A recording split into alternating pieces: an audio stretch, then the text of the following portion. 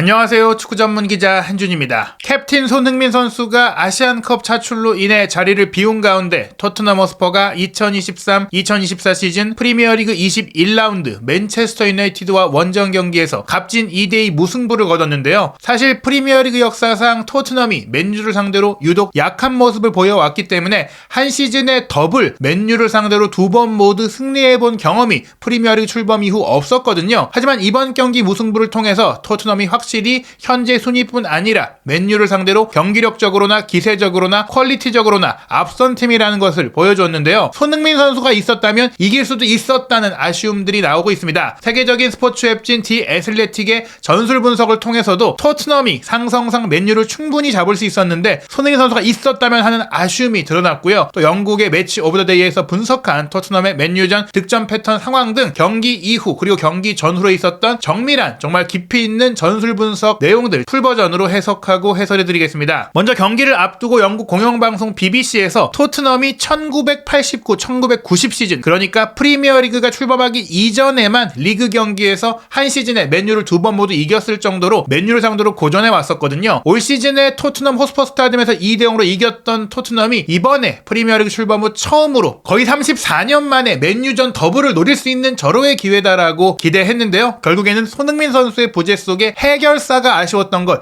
경기력적으로나 지배력적으로나 지금 보시면은 DSL에서 공개한 경기 지배 구역을 보시면 남색인 토트넘이 경기 대부분을 지배했어요. 맨유 같은 경우에는 자기 진영으로 물러서서 안방이었음에도 불구하고 점유율도 토트넘이 63%, 필드 틸트, 경기장 기울기도 토트넘이 56%에 달할 정도로 훨씬 앞섰거든요. 그럼에도 불구하고 이기지 못한 것은 역시나 손흥민 선수가 있었다면 하는 아쉬움, 손흥민 선수와 함께 새로운 역사를 만들 수 있었다라는 아쉬움을 남기고 있습니다. 먼저 디 애슬레틱에서 토트넘과 맨유의 담당 기자가 나란히 분석한 이번 경기의 브리핑을 살펴보면요. 우선 토트넘이 이번 시즌 원정 경기에서 굉장히 좋은 모습 보이고 있습니다. 에미레이츠 스타디움, 아스널 원정에서도 비겼고요. 에티하드 스타디움, 맨시티 원정에서도 비겼고, 또 이번에 맨유와의 원정 경기까지 빅6 팀과의 원정 경기에서 승점을 얻어내고 있는 것은 토트넘이 다음 시즌 챔피언스리그 진출권 도전뿐 아니라 프리미어리그 우승까지 내다볼 수 있는 근거가 되고 있습니다. 토트넘은 가장 큰 원정 경기, 가장 어려운 원정 경기에서도 그들의 개성과 수준을 보여줬다라는 평가를 받았는데요. 맨시티와의 3대3 무승부 당시와 맥락이 더 비슷할 수 있다라고 하면서 선제골을 내주면서 어려운 상황을 뒤집고 끝까지 쫓아갔던 저력을 보여줬고요. 또 맨시티전과 마찬가지로 토트넘은 부상자도 많고 또 빠진 선수도 많은 가운데 기세를 유지하고 스타일을 유지하면서 승점을 얻었다는 것을 보여준 것입니다. 이번 맨유와의 경기 같은 경우에는 손흥민, 사르, 비수마가 아프리카 네이션스컵으로 차출된 것뿐 아니라 로셀소와 쿨루셉스키까지 부상과 질병으로 빠지다 보니까 미드필드 라인이 더욱더 큰 문제를 겪었고, 호이비에르스키 벤탄쿠르라는 정말 생소한 구성으로 나왔고 막 영입한 베르너까지 선발 출전시켰음에도 불구하고 본인들의 철학을 유지했다는 점에 있어서 맨유를 상대로 원정 경기에서 토트넘이 분명히 좋은 성과를 얻었다, 승점 1점을 얻어온 것이지만 승점 대비 더 좋은 경기라고 보였기 때문에 디 애슬레틱에서는 이번 맨유 원정에서 토트넘이 충분히 승리할 자격이 있었다라고 논평했습니다. 토트넘은 분명한 경기 계획을 가지고 있었고 선제골을 내주면서 뒤지고 있는 상황에서도 그 계획에서 벗어나지 않았다고 평가했는데요. 이러한 토트넘의 모습은 지난해 9월에 있었던 아스널 원정 2대2 무승부 당시도 마찬가지였다고 하면서 올 시즌 가장 중요한 세 번의 원정 경기, 아스널전, 맨시티전, 맨유전 모두 패배를 극복하면서 승점을 따냈다. 리드 상황을 내주고도 결국에는 비겼다라는 점은 승리와 매한 가지인 사기를 안겨주고 있다라고 설명했습니다. 토트넘의 포스테코글루 감독은 상대팀이 누구든 경기 장소가 어디든 상관없이 선수들에게 용기, 과감한 축구를 요구하는데 이번 맨유 원정에서도 그런 용기를 보여줬다고 평가했습니다. 실제로 이날 경기 실시간 경기 위협도 그래프를 보면 전반전도 후반전도 토트넘이 훨씬 더 날카롭고 지배적인 경기를 펼쳤고요. 경기의 실시간 기대 득점값을 보더라도 후반전 같은 경우에는 아예 토트넘이 장악했다는 것을 보실 수 있습니다. 실시간 기대 위협도 경기 초반 선제골 나온 시점, 맨유가 선제골 넣은 이후부터는 토트넘이 줄곧 앞섰는데요. 디 애슬레틱에서 소개한 경기 지배 구역도 토트넘이 경기장 전역을 지배하고 있고, 기대 득점에 있어서 토트넘이 1.4골로 0.8골로에 불과했던 두 골을 넣긴 했지만 실제로는 한 골을 온전히 만들 만한 기회를 만들지 못했던 맨유에 비해 토트넘은 두 골을 만들어낼 수 있을 정도의 정밀한 플레이를 보였다고 할 수 있겠죠. 하이프레스, 전방 압박 수치도 토트넘이 40회로 13회의 맨유보다 앞섰고, 빠른 역습 공격 전환, 속공 플레이 역시도 맨유가 5번인데 토트넘이 2배나 많은 10번이었고, 빌드업을 통한 공격 전개도 토트넘이 11번이었는데 맨유는 6번에 불과했습니다. 이처럼 토트넘이 대부분의 공격 지표, 전술적으로 뛰어난 지표를 모두 보여줬는데요. 맨유는 이번 경기 아쉬웠던 면 중에 중에 또 하나가 바로 세트피스에서의 문제죠. 토트넘이 코너킥 상황에서 맨유를 잘 공략했던 것도 경기의 분수령이 됐다고 설명했는데요. 코너킥 상황에서 마킹을 하든 쉽게 공격할 수 있도록 넓은 공간을 경계하든 개인 수비를 하든지 바깥으로 빠져가는 선수를 커버하든지 모든 면에서 맨유의 세트피스 수비에 아쉬움이 많았다라고 했어요. 토트넘이 세트피스 공격 때마다 항상 위협적인 모습을 보였다라고 하면서 토트넘의 첫 번째 동점골은 페드로 포로의 코너킥을 히샬리송이 가볍게 헤더 슈팅으로 연결했는데, 히샬리송이 처음에는 맨유에서 수비를 맡고 있던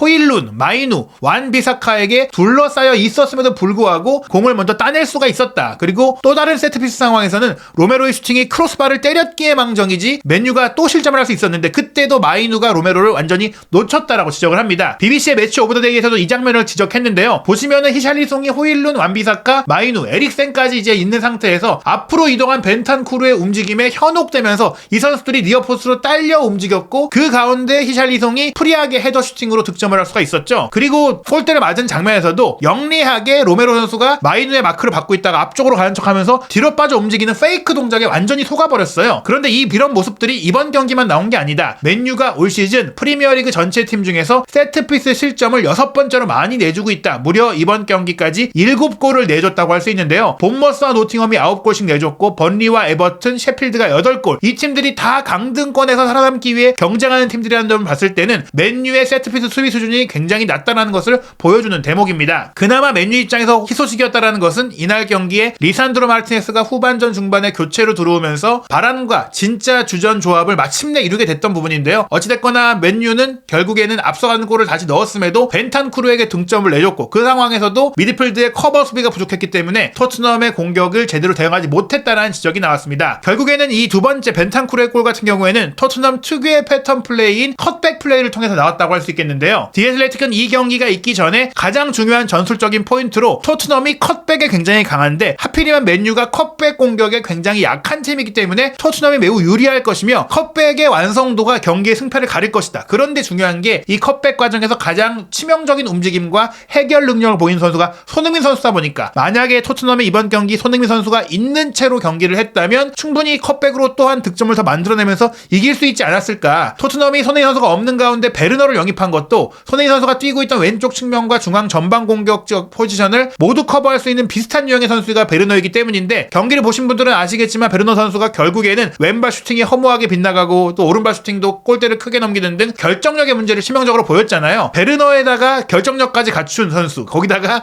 창의성까지 갖춘 정말 비교가 안 되는 퀄리티의 손흥민 선수가 있었다면 충분히 토트넘은 맨유를 상대로 프리미어리그 출범 후 더블을 달성하는 새로운 역사를 만들 수 있었다라는 것이 전문가들의 관점입니다. 경기 전에 토트넘의 컷백 공격 그리고 맨유의 컷백 수비에 무엇이 문제인지를 정밀하게 분석한 컬럼 내용을 보시면 토트넘의 올 시즌 포스테코글루 감독 체제의 공격 패턴 만드는 방법, 전술적으로 깊이 있는 그런 부분들을 이해할 수가 있는데요. 이 전체 내용 소개해드리겠습니다. 맨유와 토트넘은 컷백 상황에서 대조적인 운명을 보내고 있고 이것이 굉장히 결정적입니다. 스타일이 싸움을 만든다고 한다면 이번 맨유와 토트넘의 경기는 바로 컷백 속에서 경기의 재미와 전술적인 대조를 볼 수 있는데요. 테나 감독의 맨유는 시즌 내내 컷백 득점에 취약한 반면 엔지 포스테코글루 감독의 토트넘은 컷백 득점의 달인이라고 할 수 있습니다. 토트넘이 맨유의 약점을 공략할 수 있을지, 맨유가 이를 막을 수 있을지가 이 경기에서 굉장히 중요했는데 결국에 한 골은 토트넘이 사실상 컷백으로 넣었다고 볼 수 있겠죠. 맨유는 왜 그렇다면 컷백골에 취약할까요? 올 시즌 맨유는 팀의 전체적인 결함 속에 컷백 상황에서의 실점에 특히 취약한 모습을 보이고 있는데요. 이번 21라운드 경기 전까지 맨유는 오픈 플레이 상황에서 슈팅 허용 자체가 214회로 셰필드 유나이티드의 254회, 웨스트햄 유나이티드의 239회, 루턴 타운의 236회에 이어 네 번째로 최악입니다. 컷백뿐 아니라 오픈 플레이 상황에서 슈팅 자체를 많이 허용하면서 수비적으로 문제가 있다라는 얘긴데요. 흥미롭게도 맨유의 오픈 플레이 상황 기대 실점 값은 24.37골로 사실은 24골 정도로 허용했어야 되는데 실제로 실점이 18골밖에 안 된다. 이것은 사실 안드레 오나나 골키퍼가 대단한 선방을 하고 있는 것도 있고 상대팀이 결정력 문제로 기회를 놓쳤기 때문이다. 실제 경기 내용으로 보자면 맨유가 더 많은 골을 내주고 더 안 좋은 성적을 기록할 수 있었다라는 것인데, 그렇기 때문에 맨유가 카메룬 축구협회를 설득해서 오나나 골키퍼가 토트넘전까지 치르고 카메룬 대표팀에 아프리카 네이션컵에 합류하게 설득을 한 것입니다. 만약 오나나 골키퍼가 없었다면 맨유는 토트넘을 상대로 더 어려운 경기를 하면서 패배할 수 있었다고 볼 수 있는데요. 맨유의 수비는 특별한 결함이 있다라고 지적을 했는데요. 실점 과정에서 특히 이제 여러 가지 주목할 점이 있는데 맨유가 올 시즌 33골 골을 허용하고 있는데 그중에 컷백으로 4골을 실점하고 있는데 이게 프리미어리그 전체 팀 중에서도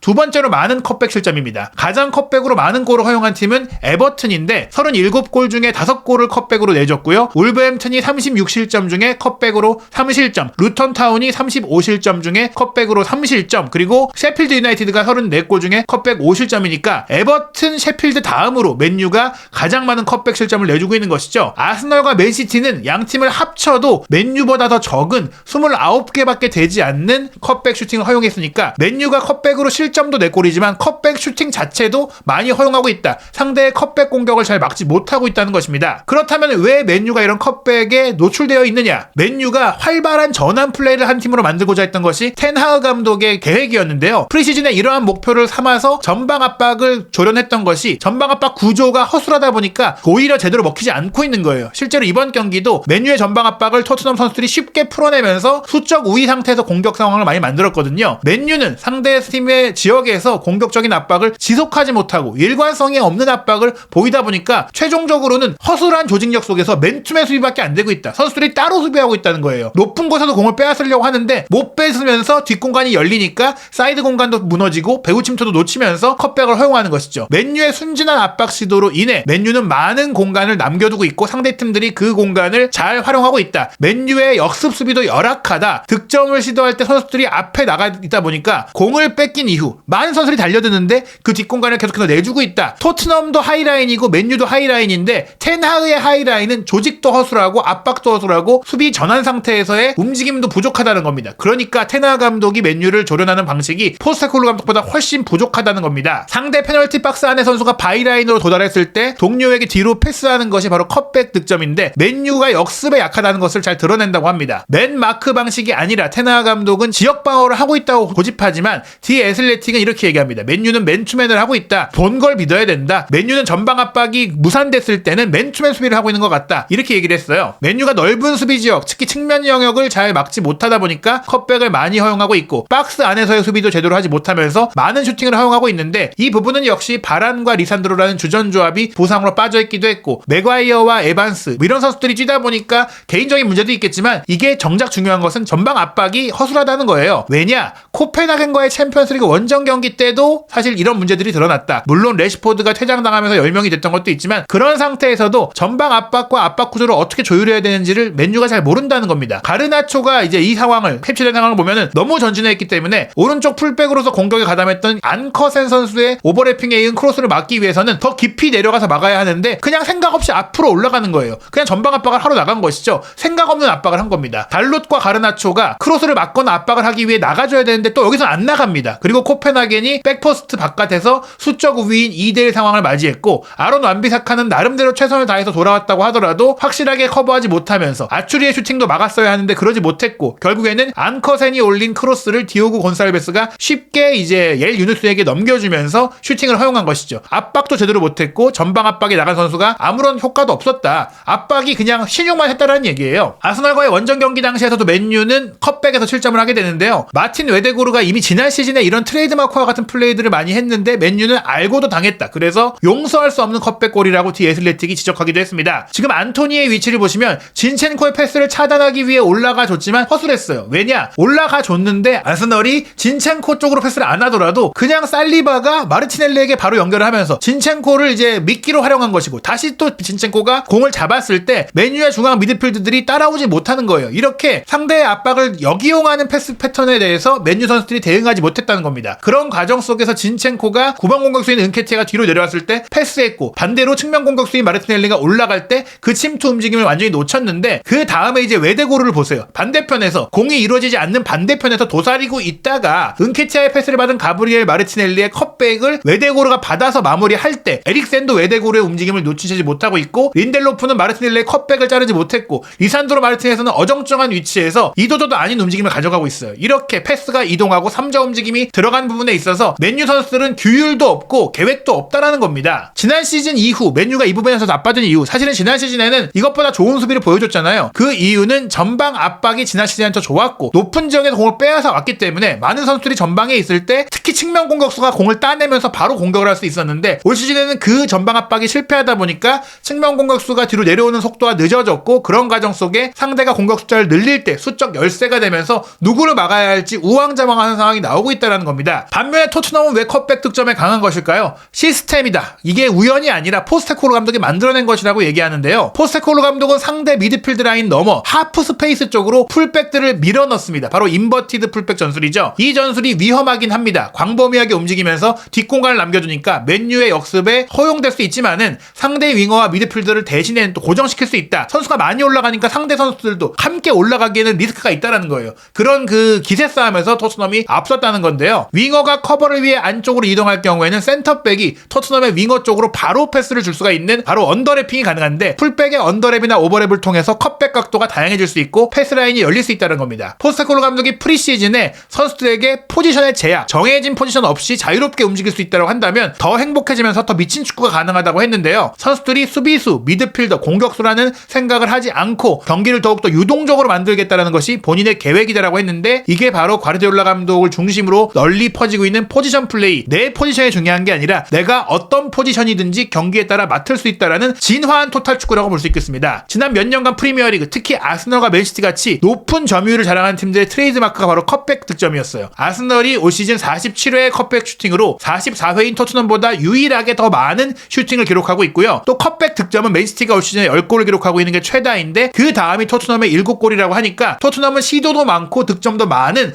최상급의 컵백 플레이를 하고 있는 지배하는 팀이라고 볼 수 있겠죠. 토트넘은 더불어 프리미어리그에서 스루패스 시도도 2위고 후방에서 방향전환 플레이도 3위를 기록할 정도로 상대를 뒤에서부터 끌어들여서 빈틈을 만드는, 공간을 만드는 축구, 후방 빌드업으로 경기를 지배하는 축구를 하고 있는데요. 이런 가운데 최전방 공격수가 공을 많이 받지 않고 높은 곳에서 터치하지 않고 한두 번의 터치로 마무리하는 그런 축구를 한다. 밑에서 경기를 만들어가니까 전방 공격수에게 공을 주고 거기서 플레이를 하는 그런 이제 롱볼 축구를 하지 않는다는 겁니다. 오프사이드 라인에 오히려 또 들어가서 상대의 마크를 받지 않으면서 미끼 역할을 하다가 다시 이제 본인이 오프사이드 위치에 있었지만 다른 선수가 본인보다 높이 올라가서 오프사이드가 아닌 상태가 되면서 컵백을 받아서 득점하는 상대 수비의 머리를 혼란시키는 그런 플레이가 나오고 있는 것인데요. 토트넘의 공격은 주로 센터백의 패스를 받기 위해 깊이 내려와서 라인을 깨는 패스를 하는 10번 미드필더가 더 다양하게 돌아다닐 수 있는 기회를 줍니다. 센터백이 바로 10번에게 주고 인버티드 풀백이 더 높이 올라가고 이렇게 10번 선수가 8번 자리로 내려오는 것, 즉 메디슨이 그런 역할들을 했었잖아요. 맨유와의 경기는 메디슨이 부상으로 빠져있는 상태였긴 했지만 사실 대한 쿨세스키 선수가 그 역할을 또 메디슨의 부상 이후에는 잘해줬고 또 메디슨과 달리 쿨세스키는 키도 크고 피지컬이 좋다 보니까 공을 소유하는 가운데 본인 쪽으로 수비를 몰게 하고 다른 동료 선수들이 공간을 가질 수 있도록 또 잘해줬거든요. 이번 맨유와의 경기에 이런 컵백 플레이가 안 된 것은 손흥민 선수도 없는 것뿐 아니라 메디슨에다가 쿨루세스키에다가 로셀소까지 없다 보니까 이런 기점 패스를 잘해줄 선수가 부족했는데 그러한 와중에도 스킵 선수를 잘 활용했던 것이 포스테코글루 감독의 대단한 전략 전술이었다고 볼 수 있겠습니다. 토트넘은 또 하나의 강점이 수비수들 사이로 빠르게 달려들 수 있는 윙어가 있다는 것인데요. 특히 손흥민 선수가 그런 역할들을 잘해줬죠. 침투도 좋고 패스도 좋고 컵백도 할 수 있으면서 마무리도 되는 선수. 손흥민 선수가 왼쪽에 브레넌 존슨이 오른쪽에 서는 것이 토트넘이 최근에 컵백 플레이가 잘 됐던 상황이고 또 히샬리송이 있더라도 손흥민 선수가 9번 위치를 맡으면서 둘이 자리를 바꿔가면서 상대를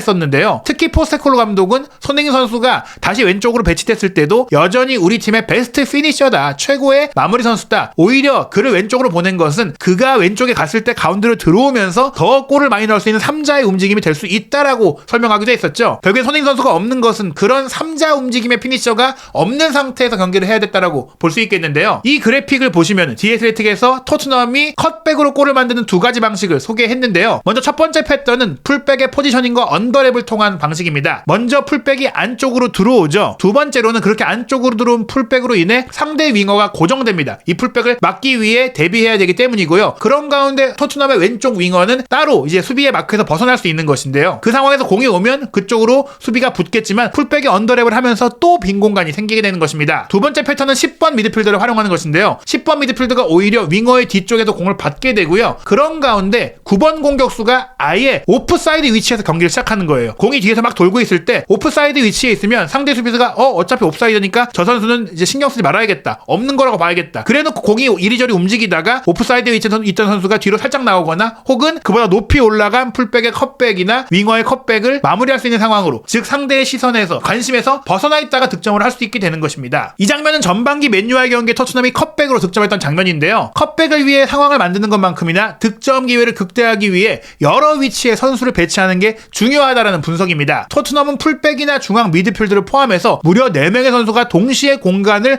공격하는 경기가 많고 박스 안을 많이 파고들면서 많은 숫자로 상대를 교란하는데요. 전반기 맨유전 선제골도 그랬죠. 토트넘은 자기 진영에서 공을 빼앗은 이후 빠르게 맨유 공격진으로 공을 이동시켰습니다. 맨유가 미드필드진 조직을 재구성하려고 했을 때 왼쪽에서 오른쪽으로 공을 이동시키면서 또 한 번 상대의 전열을 흐트러놨고요. 그런 가운데 쿠루세스키 선수가 오른쪽에서 포로의 패스를 받게 되는데, 가르나초의 이동 흰색 화살표를 보시면 쿠루세스키에게 너무 많은 공간을 내준 걸 볼 수 있죠. 빨간색 화살표처럼 좀 더 붙어주면서 다른 선수들이 따라 내려와서 하프 스페이스라든지 뒷공간을 커버하고 다른 미드필드들이 돌아올 시간을 벌어줬어야 되는데 그러지 못한 것입니다. 더 적극적으로 쿠루세스키를 막아줬어야 됐다는 얘기예요. 결국에는 한 발 늦게 들어오면서 쿠루세스키가 바이라인까지 문전까지 들어와서 컵백을 하는 상황을 야기한 것이고요. 그런 가운데 맨유의 두 미드필더 카세미르와 메이슨 마운트는 또 그냥 지켜보고 있어요. 많은 선수들이 박스 안으로 3명이나 달려들고 있는데 지켜보고만 있다가 또 이 선수들이 마침내 들어왔을 때는 막으려고 했지만 그 바깥에서 가장 늦게 들어온 파페사르가 프리하게 들어와서 이 컵백을 마무리한 것이죠. 후안마 리오 맨시티 수석 코치는 2022 카타르 월드컵을 앞두고 컵백 플레이에 대해서 디애슬레틱의 컬럼을 긁고 했었는데, 가장 늦게 박스 안에 도착한 선수가 가장 먼저 슈팅할 수 있는 선수다. 즉 컵백에서는 앞에서 이리저리 움직이는 선수는 다 믿기고 그 뒤에서 늦게 들어온 선수가 가장 중요하다는 것인데, 그 패턴을 토트넘이 맨유와의 전반기에 이미 보여줬던 것입니다. 이번 맨유전에도 벤탄쿠르가 넣은 동점골이 사실상 컵백 플레이인데요. 마이누와 에릭센이 전방 압박을 많이 했었는데 이런 과정 속에 벤탄쿠르가 뛰어 들어오잖아요. 3점 움직임을 가져가는데 여기에 신경을 쓰고 있었어요. 그런데 정작 토트넘의 패스는 벤탄쿠르 쪽이 아니라 스킵에게 이어졌고, 스킵이 이날 정말 잘해줬어요. 스킵이 여기서 벤탄쿠르가 공을 달라고 막 소리 지르는데 그쪽으로 또 맨유 선수들도 공이 올 줄 알았지만 글로 주지 않고 사이드에 있던 베르너에게 패스하고, 그 다음에 스킵 본인도 베르너에게 다시 공을 받을 것처럼 뛰어 들어갑니다. 그 뛰어 들어가는 움직임으로 인해서 맨유 수비가 딸려 내려가면서 생긴 공간 쪽으로 벤탄쿠르가 오른쪽에 있다가 가운데로 슬며시 들어옵니다. 그러면서 마이누와 에릭센은 거기까지 따라가지 못했고 벤탄쿠르가 베르너의 패스를 받은 이후 문전 왼쪽으로 침투해서